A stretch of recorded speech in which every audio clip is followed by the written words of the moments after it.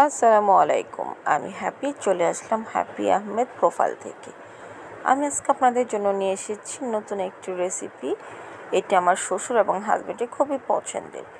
এখানে আমি লইট্টা মাছটা খুব সুন্দর করে পরিষ্কার করে নিয়েছি, সাথে নিয়েছি বেশ কিছু পেঁয়াজ কুচি, একটা ছোট সাইজের আলু, বেশ কিছু কাঁচামরিচ, দিয়ে দিলাম পরিমাণ মতো লবণ, আর দিচ্ছি সয়াবিন তেল।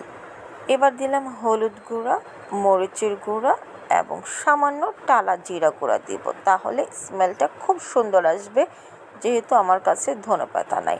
তো এবার সম্পূর্ণ হাত দিয়ে খুব ভালো করে মেখে নেব। হাতে মাখা তরকারি কিন্তু এমনি অসাধারণ হয়, তাই না? তো এবার আমার হাতে খুব ভালোভাবে মাখার পরে আমি এইখানে পানি দিয়ে দিব, বেশ অনেকটাই মাখা মাখা করে দিতে হবে, যেহেতু লইট্টা মাছ থেকে এমনি পানি আসে।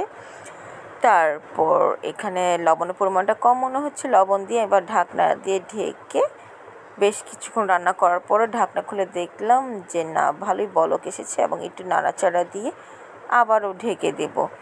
ঢেকে রান্না করে নিব যতক্ষণ না পর্যন্ত আমার লইট্টা মাছের পানিটা শুকায় ততক্ষণ পর্যন্ত। তো এটা শুকিয়ে এসেছে, যেহেতু ফ্রাই প্যান নিয়ে রান্না করেছিলাম, অল্প তেলে রান্না করেছিলাম। এবার আর একটু তেল দিয়ে মাখা মাখা করে হলেই আমি লইট্টা মাছটা নামিয়ে ফেলবো। অসম্ভব মজার হয় এই মাছটা।